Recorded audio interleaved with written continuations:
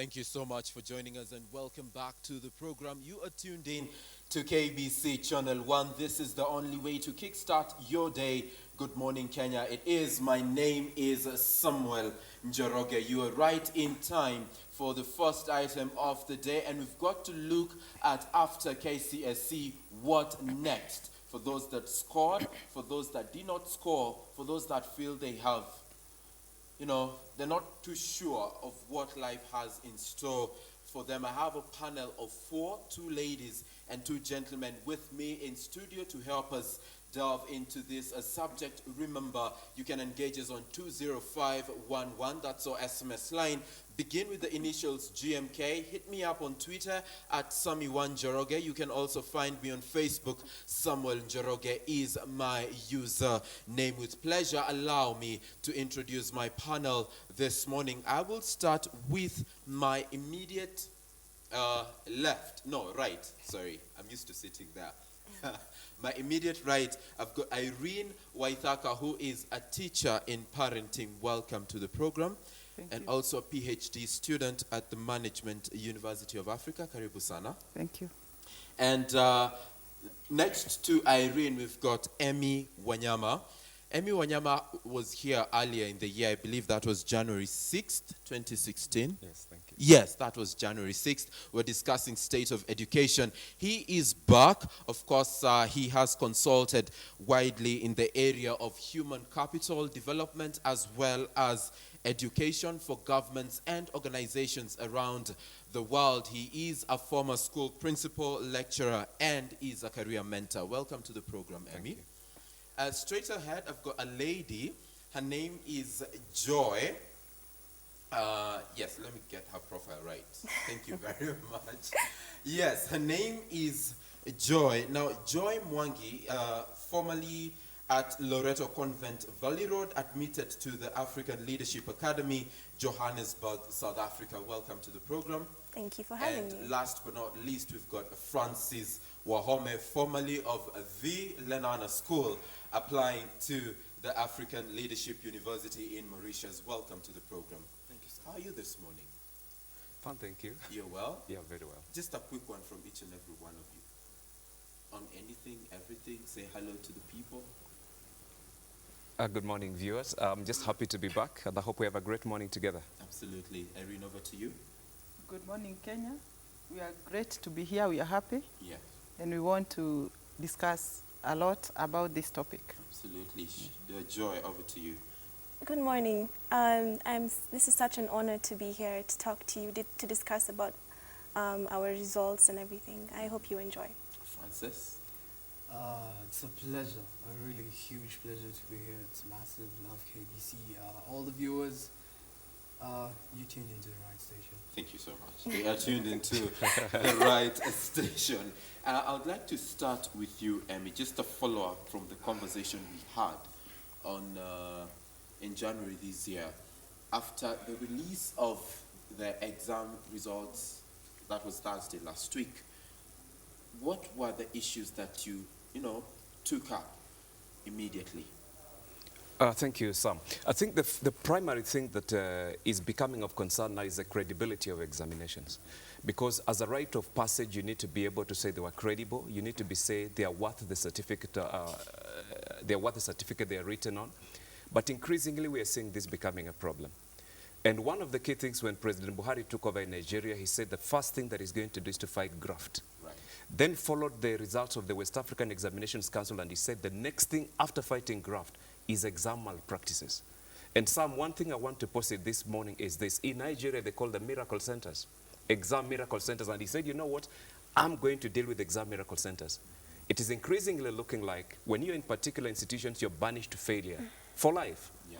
Yet in other exam centers, you can even be a cartoon character. So long as you know how to read and write, you will get a straight A. Yeah. And these are the concerns that as a parent, as practitioners, and as a country, we must rise up to and face. Because at the end of the day, we don't want to be a laughing stock. And key, for example, now in the UK, if you are having, say, a master's certificate from Nigerian universities, yes, you'll be required to sit another master's before you proceed to PhD. There was a time when our driving license was credible. You got to go to Europe and drive. Now they're telling you, you know what? you've got to go back to driving school. Sure. So we need to be credible, we need to be real, and we need to have very serious conversations amongst ourselves. I'd like to cross to you, Joy, and from you I'd like to get a highlight of your life at Loreto. How was it for you? Loreto was, it was exciting. Loreto has a combination of people from various backgrounds and from different languages and everything. And it was thrilling to meet people, new people. I had been in a school where they were only from a specific place, like around Nairobi. So it was good to see people from even outside Nairobi to study with. So it was, I really appreciated the diversity there. Great. Over to you, Francis, in terms of what was the most challenging thing about the Lenana School? I can say the most challenging thing was fun. Too much fun. For some of us, primary and then high school, there's normally a really big transition in between. Let's say, for example, if primary, you're conflicted to just school and books and KCP, and then you get to high school, there's functions, there's clubs, there's going out every Saturday. Yeah. Now, that can really waver you from your current path. For example, let's say you have a function and you have an exam all on the same day. So what do you go for? The function, or do you sit down and do the exam? What did you go for? Well, I can't say. Irene, coming to you as a teacher in parenting. There's so many parents out there, they have no idea what step to take after the exam results were released on Thursday. Both extremes, the very good and the very bad. What word do you have for them this morning? What I would say is that we parents have been affected very much throughout quite a certain period of time in this country. Out of the kind of results we find coming from schools, you find that in some schools you get almost 95% pass mark, maybe students passing with A's, straight A's, and you don't even get a B or a C, and some schools getting E. So we've been wondering whether in our country that brains are skewed to one part of the country or one side, and some schools and not others. And we've been seeing there is a serious problem with the examination. We've been seeing there is a serious problem in the education sector.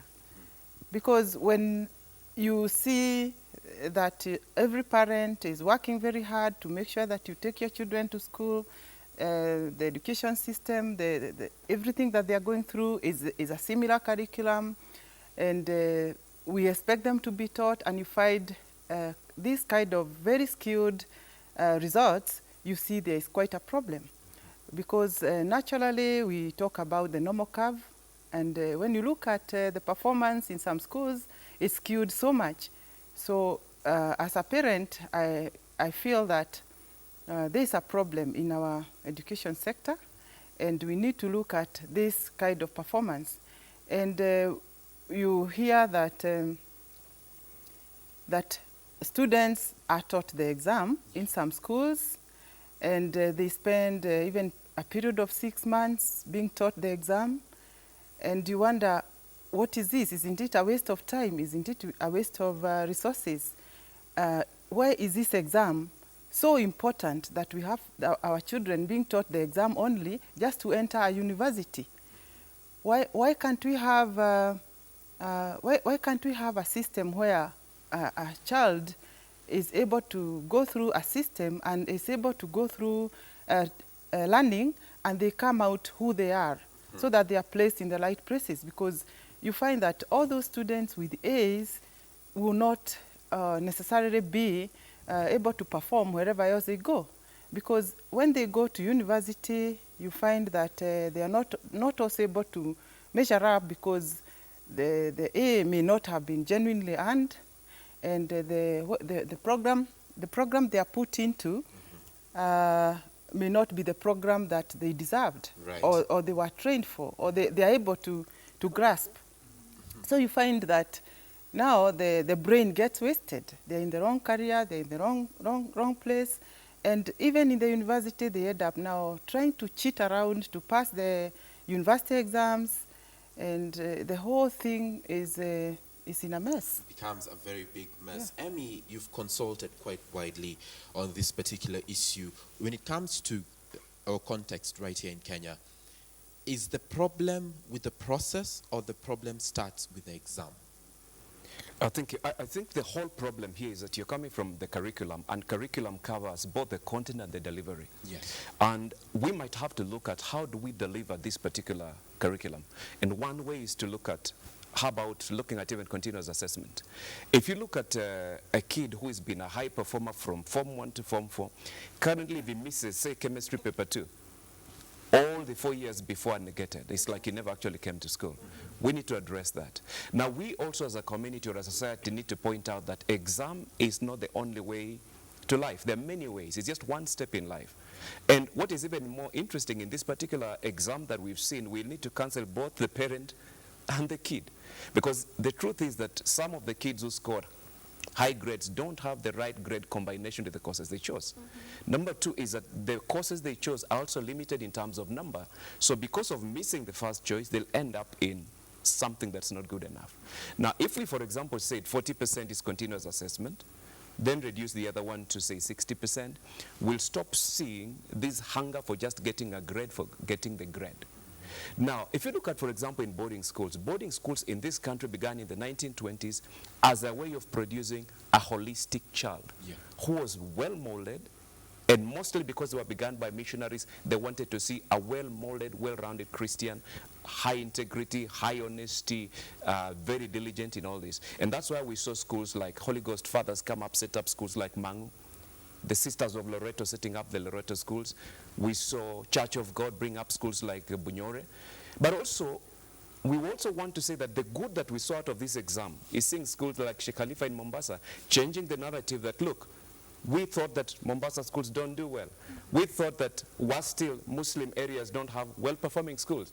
But we saw Professor Rashid Muzee go there, start as a principal, and that wave changed. And today Sheikh Khalifa is doing quite well. Yes, it is. But I also want to point out that Sustainable Goal number 4 of the United Nations talks about lifelong learning. And we've seen the good also.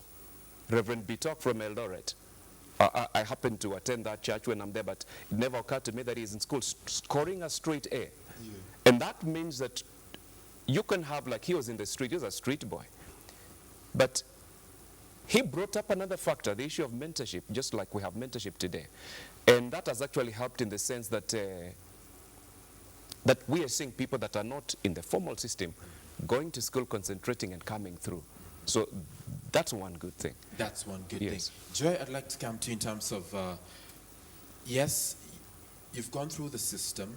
You've performed very well. Congratulations. Thank you. But one would be curious to know, when you were at Loreto or even before, what kind of co-curricular activities were you into? I mostly participated in clubs. I did Model United Nations. At some point, I was a vice chair lady of the environmental club. Math and science. And also St. John Ambulance I was a sergeant in those clubs. But before high school, I took part in sports. So my aim was to be an all-rounded person, where I can say that I have taken part in the sports and I've done clubs, leadership positions. It's good to be all-rounded in that sense. Do you feel that has helped you become the person that you are today? Definitely. How so? Sports, if I may talk about sports, sports teaches you a lot about discipline and teamwork and leadership. You have to be in sync with your teammates to be able to score, to be able to plan ahead, to be able to tackle the other team coming against you. It also teaches you how to be brave in certain situations. Right. And Model United Nations, it goes without speaking. You have to public speak in front of people you've never met before.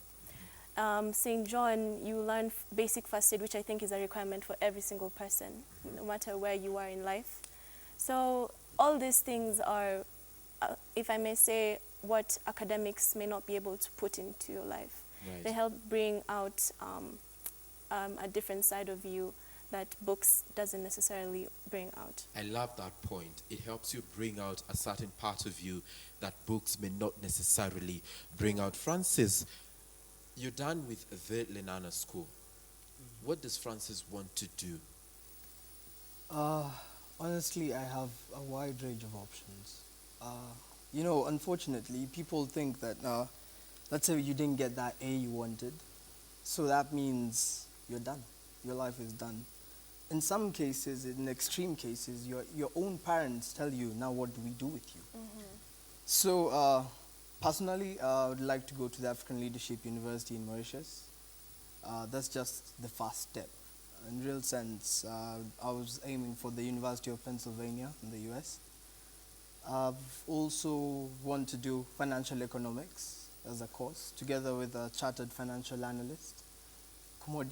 It's so amazing of the wide range of choices I have. So I'm not limiting myself actually. So whatever, I'm actually more of the whatever comes, because at the end of the day, even I can do politics. I can even do politics, but Yes. it will also be for my own knowledge. As all the others have said, they've mentioned the fact of growing as a holistic person.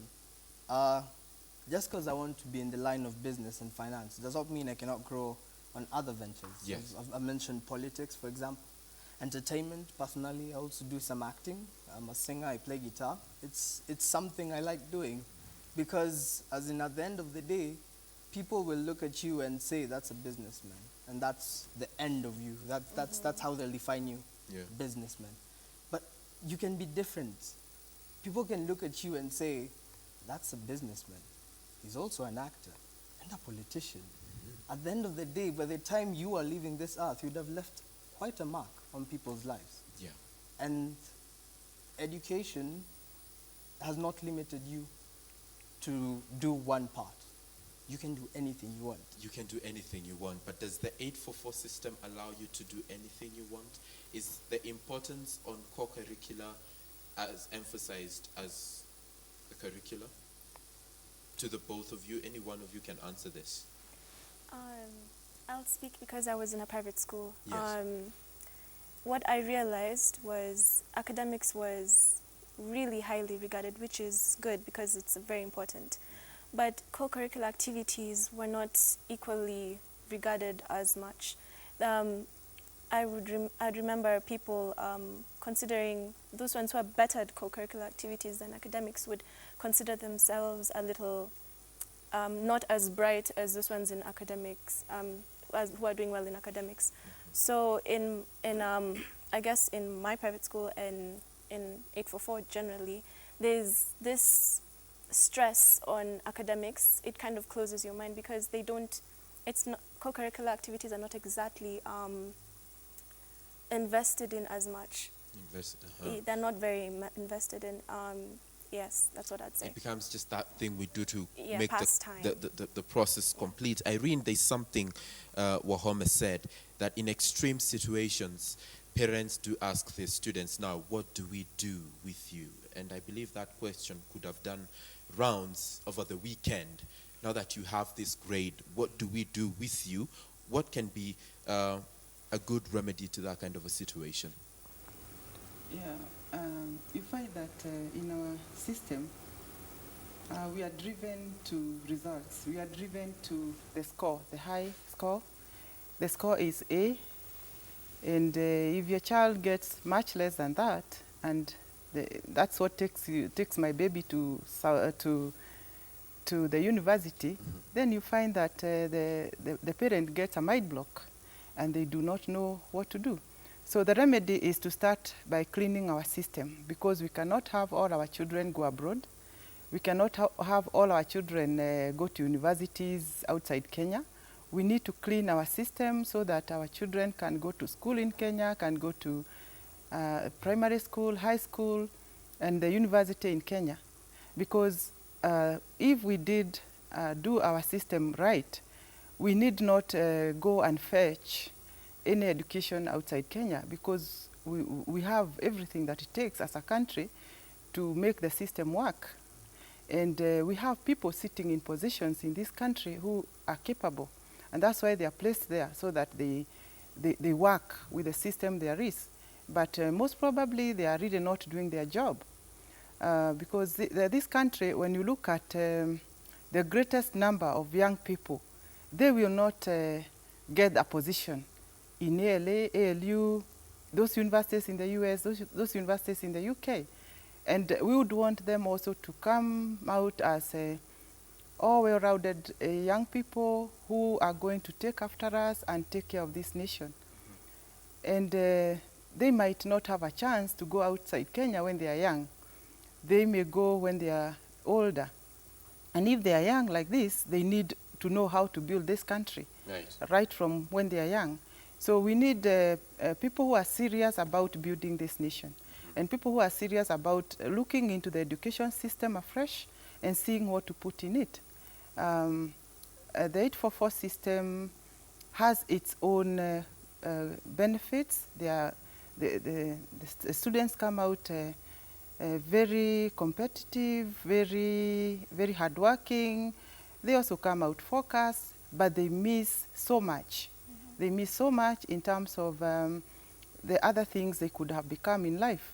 It's not just about getting the grade. Yes. It's about becoming the person that you are meant to be and having your purpose in life. And therefore, after KCSE, there's a lot that the students can do, but it is very unfortunate that, for instance, if someone wanted to be an engineer, they may not get that position in the university because there are not enough slots to admit a C+, to admit a B-. Yeah. There is no university that will admit a student who wants to do that course. Not necessarily that they did not have the brain, but maybe probably they were not taken through the kind of extra tuition that was required, because our teachers are not able to teach our students sufficient enough for them not to require extra tuition. Right. So if the child does not get extra tuition, they're not able to score the A.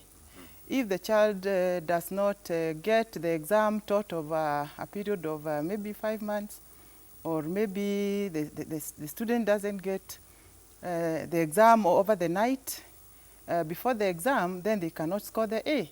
Yeah. And therefore, they will not become a doctor. That is a very wrong way to judge our young people, and we are training them very badly. And those in the system, in the country, who are doing these things are doing wrong things, and they are teaching the children the wrong way. And we are training our children to become people who will cheat through their lives.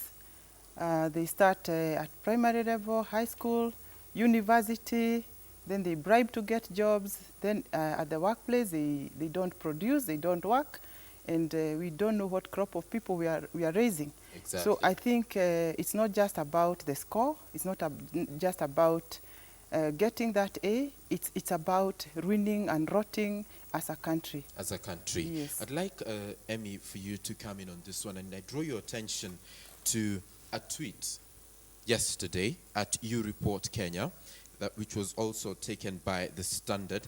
The UN raises alarm of a poor quality of education right here in Kenya. And a reaction to that, at George Odondi, you say, for sure this is the beginning of all the worst. We need to be the Kenya that was. When a body like the UN does this, it will affect the good and the bad, right? Yeah. So is George justified, or is George's concern, right in saying that this is the beginning of all the worst?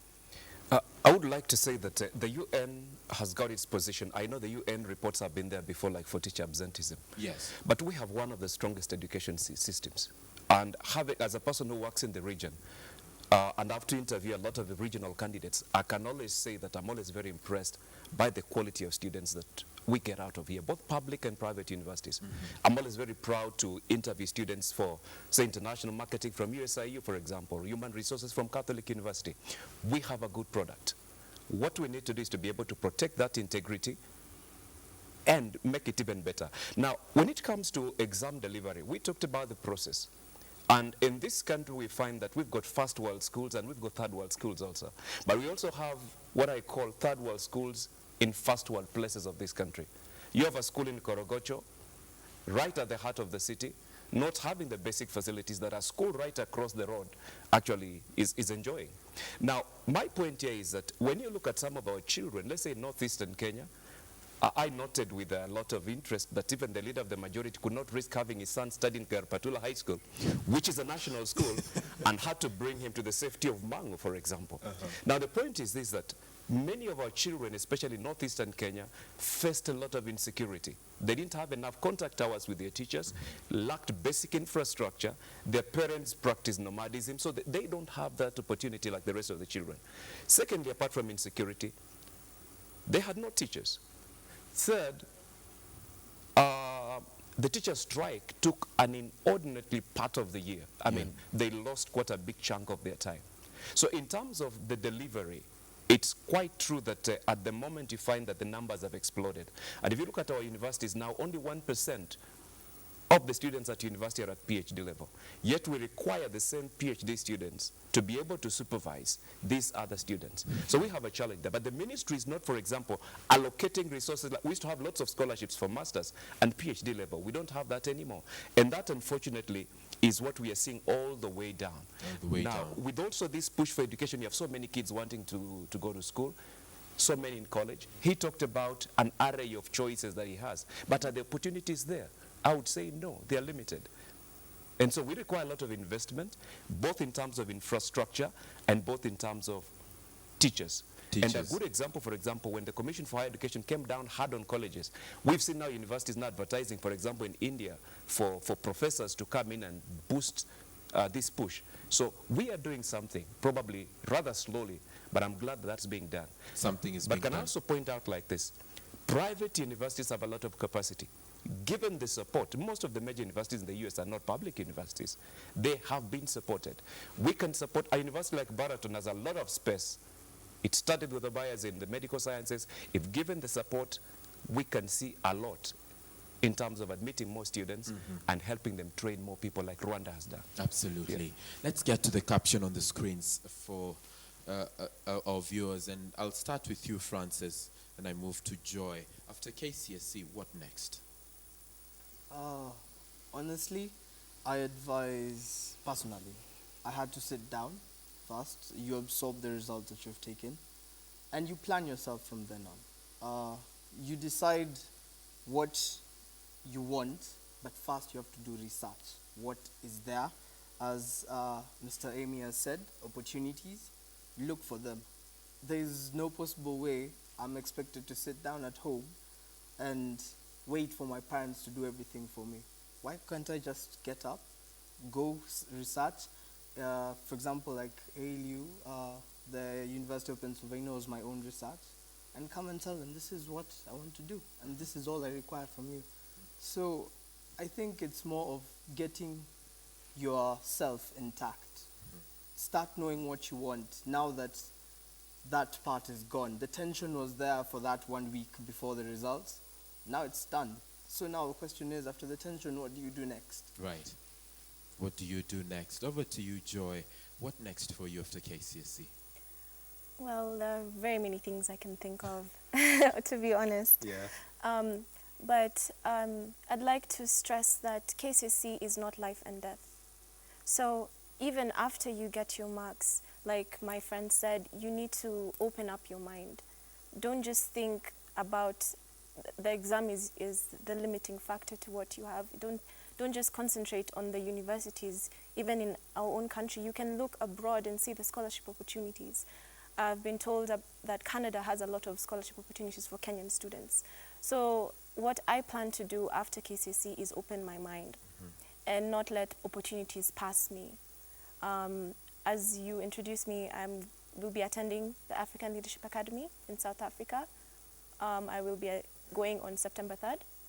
Those are one of the things I worked on in high school. That's why I also stress co-curricular activities, because it was not mainly my academics that got me there. It was what I did, my leadership opportunity, my positions, community service and everything, sports, singing, music. So what next? Go out there and be the change that you want to see in the world. Great. Go out there, be the change you want to see in the world. Emmy, after KCSE, what next for the students? Those who performed, those who did not perform. I think it's important to realize that there's a book I've been reading, very interesting, that says that why grade A students work for grade C students and why B students work for government. What this simply means is that the fact that you had a bad hair day or you're a slow learner does not mean that is the end of everything. And we are seeing a lot of attention, growth in the arts, for example. I was just looking at statistics and showing that we now have a lot of students from Saudi Arabia, for example, coming to study in our system. And what it means is that the opportunities others are seeing that we are not seeing. Before the end of the year, I know the president has, in the Jubilee Manifesto, he talked about developing the youth. And I know, like, before the end of the year, not very far from here, they'll be launching a film academy and it's provided resources for that. Sure. So we see new opportunities coming up. What we need to do is to be able to diversify. And we have seen universities like Jomo Kenyatta University. Fashion and design is one of their flagship courses now, and it's one of the most competitive, actually above engineering in terms of the grades to get in there.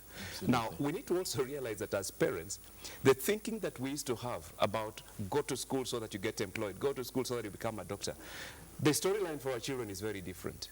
They want to become different things, and we actually need to support them. Now, we also saw the CS upgrade quite a number of polytechnics to national polytechnics. The only challenge here is that we've not been able to expand the capacity of those polytechnics. Now, we also saw quite a bit of funds being allocated for youth development, where they can go into entrepreneurship. Of course, we've had a lot of challenge with that, but it was a good start anyway. Great. I want to say that after KCSE, there are lots of opportunities, and those opportunities need to be harnessed. So we just need to support the kids' ideas, and they're actually going to be there. Thank you so much. I'd like to come to you, Irene, for the final remarks in terms of what next after KCSE for the parents. I would say that all is not lost, that the children, you need to look at your child and sit down and discuss with them and get from them what they think they can do. Because it is not you going to that university, it's them. So you need to sit down with them and understand them and know which lines to develop them so that you work around it together so that you're able to achieve what the young person wants to achieve. Because many times that parents have tried to push children to do things that they are not, they really don't have their heart there. And then after a period of time, you find the child comes back to you and tells you, I did this degree, but you forced me.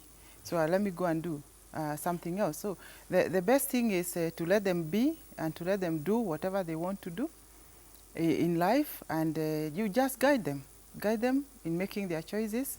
And with the resources that you have and abilities, you assist them to get to the places they can get to. Absolutely.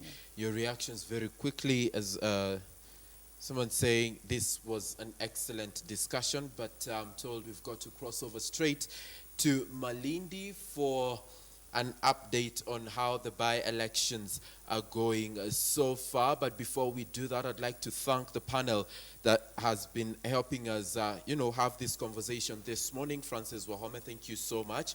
Joy Mwangi, asante sana. Wish you all the best in your present and future endeavors. Emydius Wanyama, always a pleasure to have you on set. Irene Waithaka, we do hope your experience was worth your while, was it? It was. Thank you so much for coming by. My name is Samuel Njoroge. Samson Kitavi, take it over. Let us know what is happening in Malindi so far.